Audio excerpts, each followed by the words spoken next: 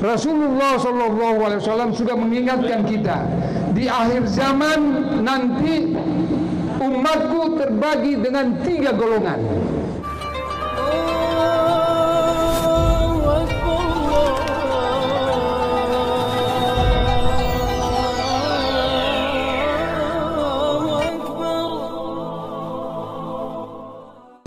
A'udzubillahi minasyaitonirrajim. Bismillahirrahmanirrahim. Assalamualaikum warahmatullahi wabarakatuh.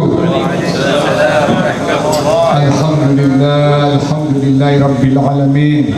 Allahumma salli ala sayyidina Muhammad wa ala ali sayyidina Muhammad. Subhanallah walhamdulillah wa la ilaha illallah wallahu akbar wa la hawla wa la quwwata illa billahil aliyyil azim.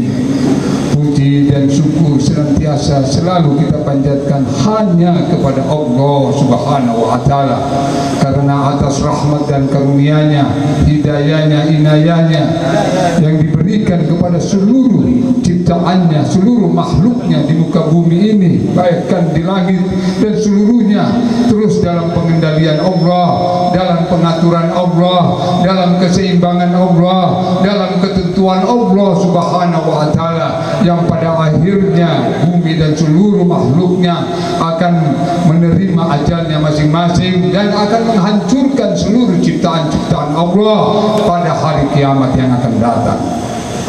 Pada malam hari ini malam yang luar biasa, yang dimana malam yang paling bermaksiat kepada Allah Subhanahu wa Ta'ala, malam yang mana makhluknya, hamba-hambanya Allah yang paling durhaka kepada Allah Subhanahu wa Ta'ala. Padahal di dalam diri kita semuanya dijalankan oleh Allah Subhanahu wa Ta'ala. Setiap napas kita adalah ketentuan Allah.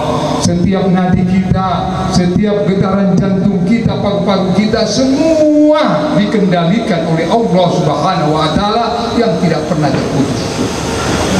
Selama masih ada nyawa kita di muka bumi ini, kita masih bersambung kepada Allah Subhanahu wa Ta'ala.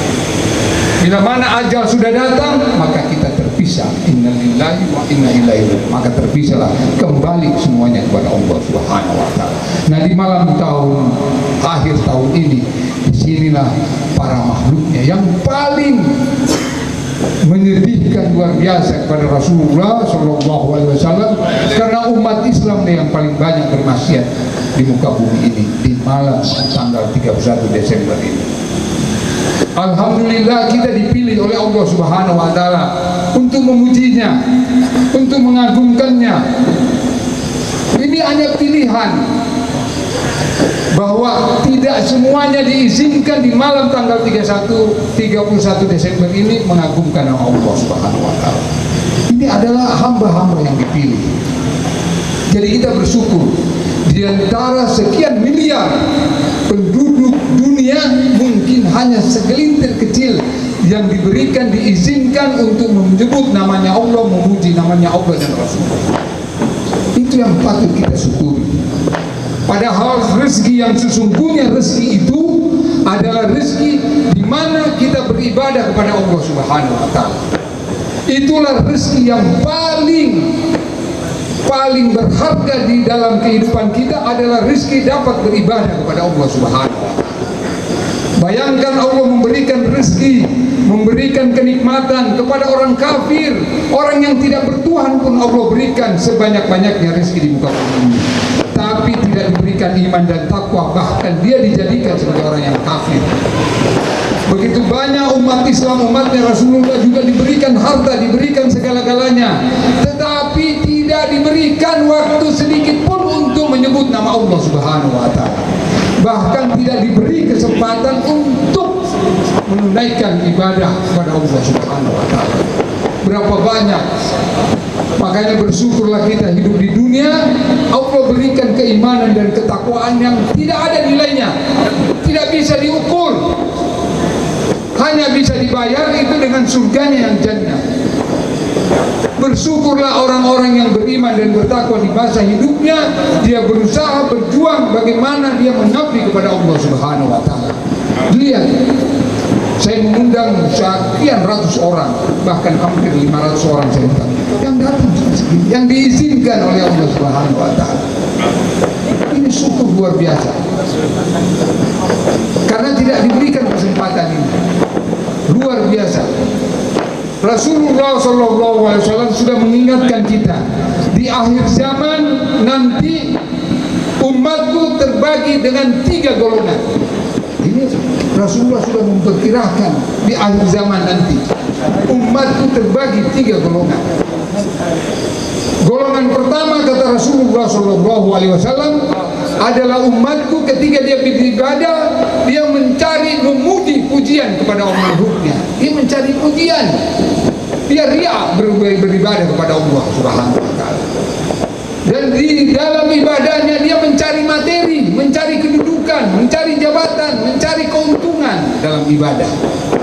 Ini umat yang pertama. Rasulullah sudah memperkirakan nanti di akhir zaman nanti umatku terbagi, terpecah 3. Ini sudah kenyataan semuanya. Umatnya Rasulullah beribadah tapi riak dia beribadah. Dia mencari kemuliaan kepada makhluknya. Dia mencari materi di dalam kehidupan dunia. Ibadahnya dia pakai untuk apa? Untuk dipuji, untuk mencapai pujian, untuk mencari pujian kepada Allah. Nauzubillah. Ini umat di zaman sekarang. Ini di akhir zaman. Yang kedua, umatnya adalah dia beribadah, dia mencari makan di dalam ibadahnya. Dia cari kehidupan makan di sana, padahal dia beribadah untuk Allah Subhanahu wa Ta'ala. Ini semuanya sudah kenyataan. Sudah kenyataan. Di akhir inilah akhir zaman. Tidak lama lagi akan berakhir dunia. Bagaimana orang sudah melupakan semuanya. Yang benar menjadi salah, yang salah menjadi benar. Orang-orang munafik dianggap menjadi orang yang biasa. Tidak ada rasa malu, tidak ada rasa. Dia tidak mengetahui dirinya seorang munafik. Yang ketiga golongan ini adalah dia beribadah semata-mata untuk Allah, untuk aku, lillahi ta'ala. Inilah golongannya Rasulullah sampai hari kiamat. Mudah-mudahan kita bahagia, tidak bahagia daripada itu. Karena inilah yang akan mengantar kita di mana kita masuk di zaman akhir zaman. Kata Allah Subhanahu wa Ta'ala di hari kemudian dia kumpulkan 2 golongan yang beribadah kepada Allah yang tadi, golongan pertama dan kedua, berkumpullah kalian kepada apa yang kalian, kepada makhluk, dan masuk nerakalah kalian bersama-sama. Hanya yang ikhlas beribadah kepada Allah, itulah yang Allah perintahkan untuk masuk di surganya dan bertemu Allah Subhanahu wa Ta'ala. Maka dari ini, kehidupan ini kita jadikan waktu-waktu sisa umur kita benar-benar kita ikhlas beribadah karena Allah Subhanahu wa Ta'ala. Karena godaannya, tarikannya terlalu keras.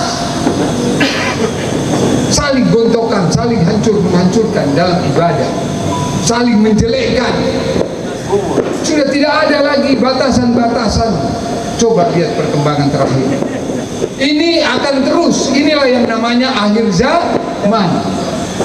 Umatnya Rasulullah yang sedikit saja yang benar-benar taat ikhlas karena Allah, dia beribadah sedikit. Maka jadilah golongan yang sedikit. Karena tidak mungkin akhir zaman ini kita akan berubah, bahwa kita kembali jadi taat semuanya, nggak mungkin. Tidak mungkin. Ini adalah akhir dunia. Maka dari itu kejarlah waktu kita. Jangan kita masuk golongan yang 1 dan kedua ini. Benar-benar kita beribadah karena Allah Subhanahu wa Ta'ala. Nanti anak-anak kita lebih keras daripada ini. Sudah tidak ada lagi mana yang haram, mana yang halal di akhir zaman. Sudah tidak ada lagi perbedaan. Orang tidak beribadah pun tidak ada malunya. Bangga di saat sekarang orang melakukan maksiat, melakukan hal-hal kemungkaran dengan bangga, tidak ada malu, bahkan dia menceritakan kemana-mana. Ini akhir zaman. Tidak ada lagi rasa ini kepada itu. Bahkan orang-orang yang soleh, orang-orang yang beriman dan bertakwa kepada Allah dianggap sesuatu yang langka, bahkan diejek. Ini akhir zaman. Nanti anak-anak kita, cucu-cucu kita mengejek orang-orang soleh. Dia bangga orang-orang yang maksiat, yang berbuat dosa itu dibanggakan. Semua ukuran dunia, harta, materi, jabatan, tidak ada lagi dari ukuran orang-orang soleh. Ini memang akhir zaman, tidak mungkin bisa berubah. Kita kembalikan di zaman seperti kakek-kakek kita terdahulu, tidak mungkin. Semuanya zaman kakek kita sudah berlalu. Ini zamannya akhir zaman yang sudah Rasulullah SAW sudah mewanti-wanti kita semua. Inilah persiapan kita nanti, bagaimana kita mendidik anak cucu kita untuk menghadapi dunia yang memang Allah takdirkan sudah begitu. Sampai dunia ini dihancurkan sehancur-hancurnya Allah Subhanahu wa taala. Karena yang ada hamba-hambanya yang banyak bermaksiat kepada Allah Subhanahu wa taala. Sudah kemungkaran yang di mana-mana. Jadi jangan pernah berharap bahwa kita punya di dunia ini akan hidup tenteram, tidak mungkin. Dunia ini tempat kita bisa tenang, bisa lapang, ini tidak mungkin. Sudah ketentuannya begitu. Maka dari itu berjuanglah dengan sungguh-sungguh di sisa umur kita, beribadah, taat kepada Allah, mengabdi hanya kepada Allah Subhanahu wa taala. Karena itulah satu-satunya harapan kita. Kita tidak mungkin mempunyai harapan lain kecuali taat dan takwa kepada Allah. Tidak ada jalan lain. Tidak ada jalan. Allah menciptakan dunia ini, aku ciptakan dunia ini adalah untuk mendekatkan diri kepada Allah Subhanahu wa taala. Semua ciptaannya yang Allah berikan kepada kita, mulai dari baju, mulai daripada sendal, sepatu, rizki, rumah, adalah untuk mendekatkan diri kepada Allah. Sekarang tidak dipakai lagi untuk mendekatkan diri kepada Allah, tapi dunia ini dipakai untuk menjauh diri daripada Allah Subhanahu wa taala. Bahkan kita melupakan Allah. Kita pakai dunia ini yang Allah ciptakan untuk hamba-hambanya, tetapi dipakai untuk bermaksiat kepada Allah Subhanahu wa taala. Padahal Allah wariskan dunia ini kepada orang-orang soleh, orang-orang yang beriman dan bertakwa. Pakailah dunia ini, dipakai untuk mendekatkan diri kepada Allah. Ambil. Allah perintahkan, ambillah dunia ini, pastikan bahwa dunia ini menguntungkanmu nanti di hari esok. Diperintahkan kita ambil dunia ini. Ambillah dunia ini dan pastikan dunia ini menguntungkanmu di hari esok. Dan tinggalkan dunia ini bila engkau mengetahui bahwa dia merugikanmu di hari esok. Allah perintahkan. Bagaimana kita mengambil? Kalau kita mengambil dunia ini menguntungkan kita di hari esok, ambil. Ambil sebanyak-banyaknya. Tapi kalau kita tahu bahwa dunia ini merugikan kita di hari esok, tinggalkan. Jangan coba-coba. Jangan coba-coba. Tidak ada yang selamat yang mengambil dunia ini yang bukan diberikan untuk tujuannya untuk kepada Allah. Tidak ada yang selamat. Semuanya dalam kerugian, semuanya dalam kehancuran. Itu sudah dibuktikan dari zaman terdahulu sampai hari kiamat.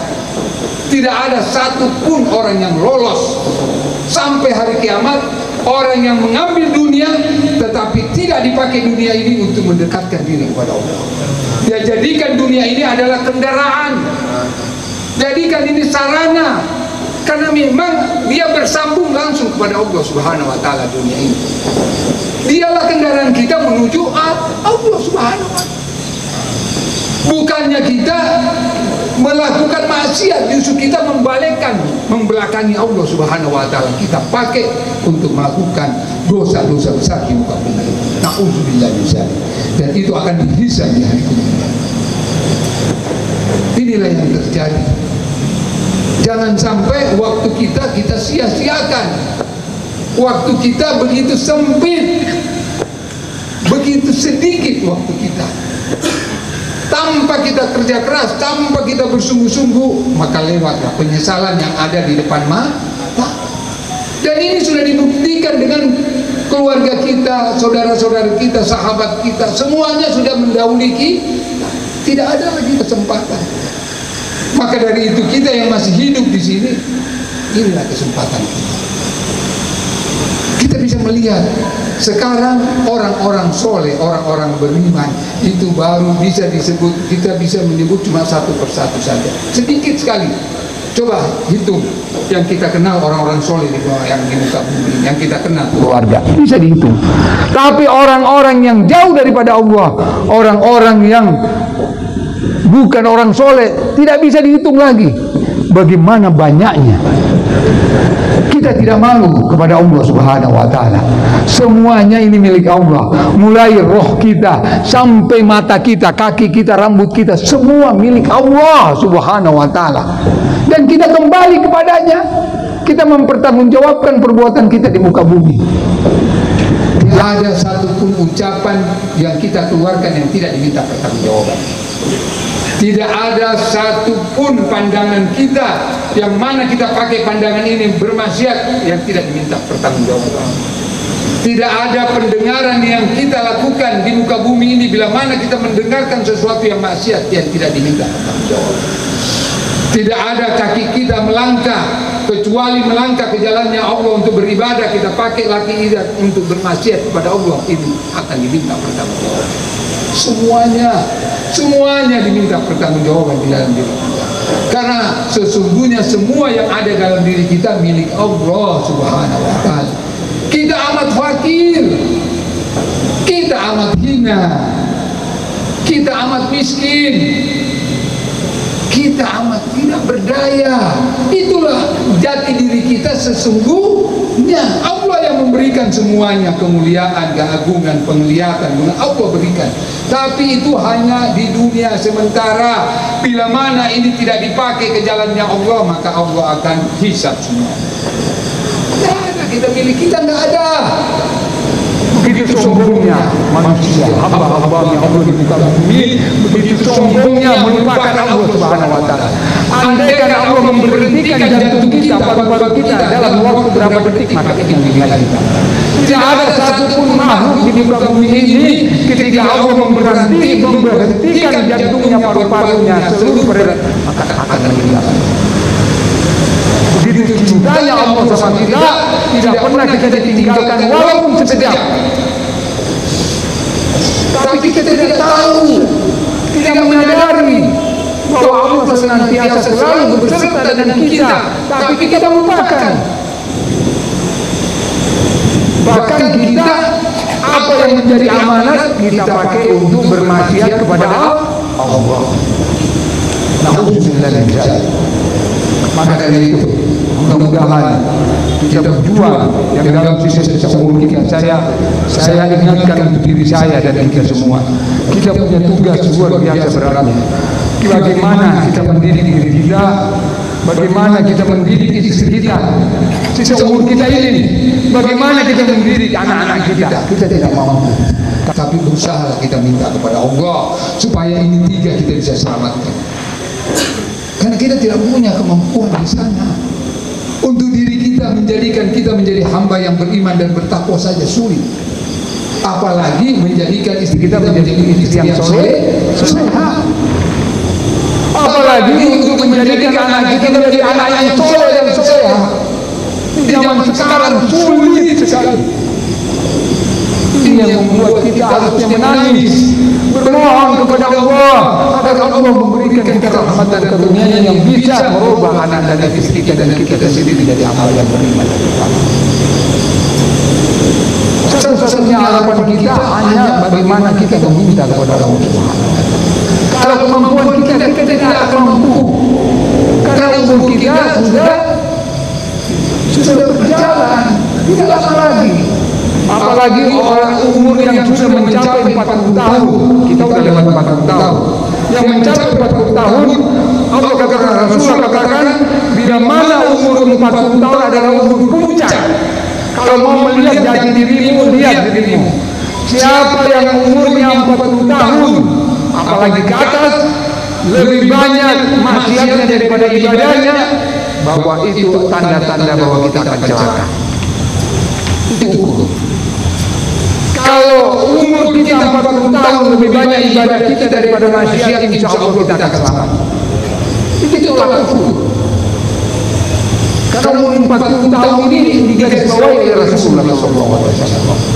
Siapa yang benar-benar memakai lebih banyak ibadahnya di masa umur 40 tahun itu tanda keberhasilan. Insya Allah kita akan berhasil.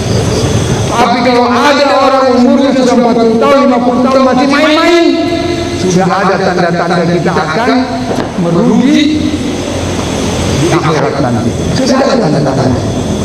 Jadi itulah apalagi yang di atas 40 tahun, 50 tahun, 60 tahun, tidak ada waktu lagi. Tidak ada waktu lagi kita untuk bermain-main.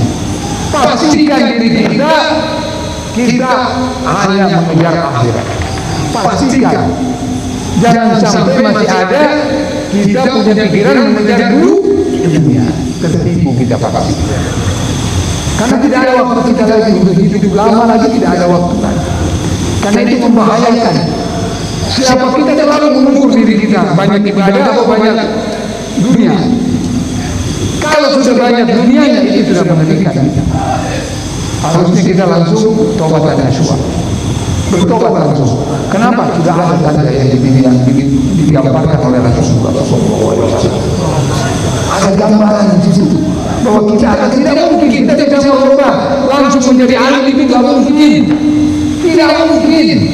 Tiba-tiba kita menjadi orang soleh. Semua melalui proses. Semua melalui proses. Itulah upaya kita. Sirnya itu adalah bila mana kita mau bersungguh-sungguh bertobat, datang kepada Allah, kita bersungguh-sungguh beribadah kepada Allah, insya Allah itu datang pertolongan.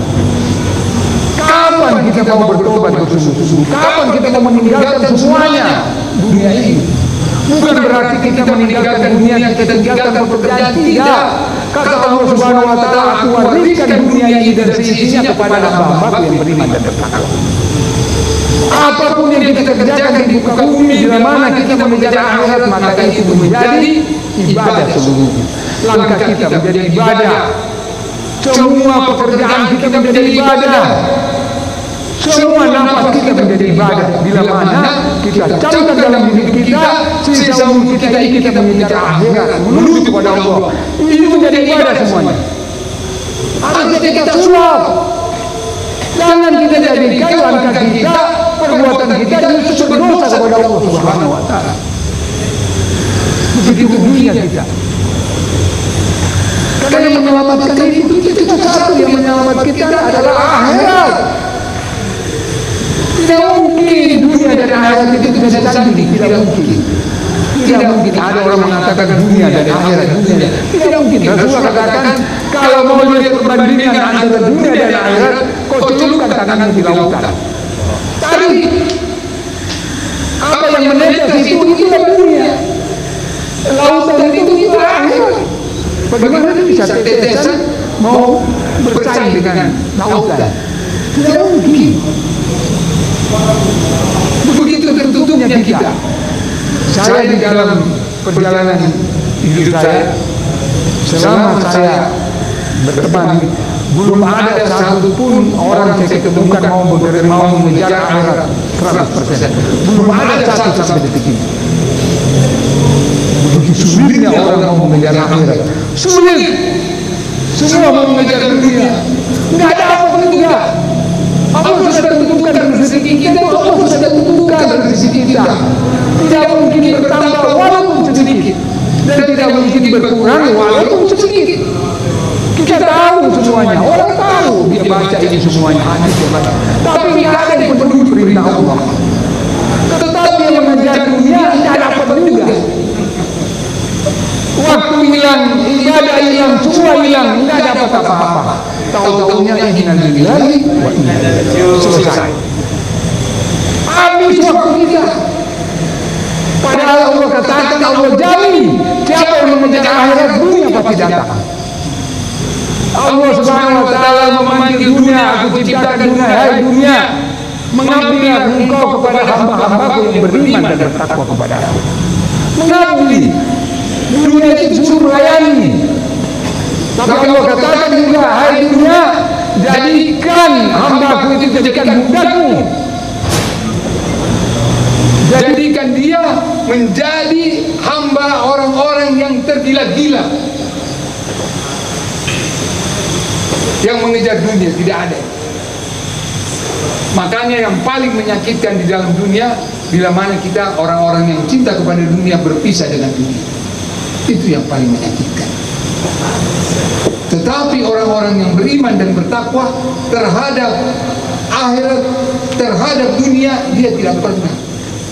Memang di hatinya tidak ada dunia, tetapi yang ada adalah Allah dan Rasul.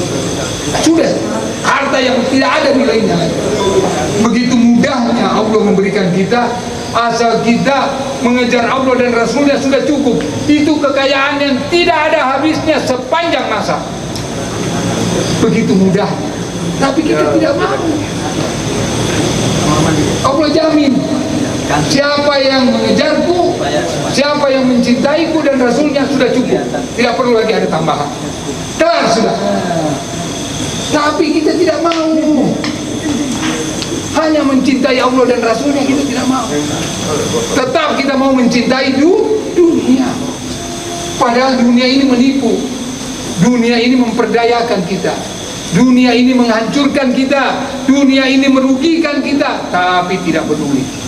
Tidak ada kemudian kita bisa. Mudah-mudahan kita digerakkan hati kita untuk sisa umur ini, sisa waktu kita hidup di dunia, kita betul-betul serius mengejar akhirat. Cukup itu, cukup. Kita akan lakukan lalui dunia ini insya Allah dengan kenikmatan. Kita akan lalui dunia ini dengan hati yang tenang, hati yang senang, hati yang gembira. Itulah tugasnya setan dan nafsu kita, berusaha jangan sampai kita mencintai akhirat. Jangan sampai. Dia mengarahkan kita untuk mencintai dunia. Tidak mau. Dia bertolak belakang. Nafsu kita tidak akan mau mencintai dunia. Tidak mau. Itu sudah ketentuan naluri kita. Makanya siapa yang berhasil mencintai akhirat, insya Allah sudah tugasnya selesai sampai akhirat. Jadi jangan lagi kita terperdaya dengan dunia yang belum tentu kita dapat. Kenapa kita banyak merugi? Karena Allah sudah tentukan kita mengejar sesuatu dunia yang tidak diberikan kepada kita. Mengangan-angan, mau ini, mau itu, mau ini, padahal tidak ada di situ. Allah tidak takdirkan di situ. Tapi semuanya habis. Kita menghalalkan segala cara untuk mengambilnya, untuk mendapatkannya. Padahal andaikan kita bekerja saja tetap berjalan, apapun yang sudah ditakdirkan milik kita, milik kita. Walaupun kita tidak pernah memikirkan itu dijamin sama Allah. Kalau memang sudah menjadi rezeki kita nggak usah mikirin, dia datang sendiri. Dengan caranya Allah Subhanahu Wa Taala mendatangkan. Nah ini mudah-mudahan apa yang ceramah yang singkat ini mudah-mudahan dapat menggugah hati kita, dapat menjadikan kita di tahun 2022 ini kita bersungguh-sungguh memanfaatkan waktu yang begini sempit. Kita berserius mengajak diri kita dan keluarga kita, anak kita, beban kita yang terlalu berat. Mudah-mudahan ini bisa berhasil untuk kepentingan kita, kepentingan istri kita, kepentingan anak kita. Cukup sekian. Assalamualaikum warahmatullahi wabarakatuh.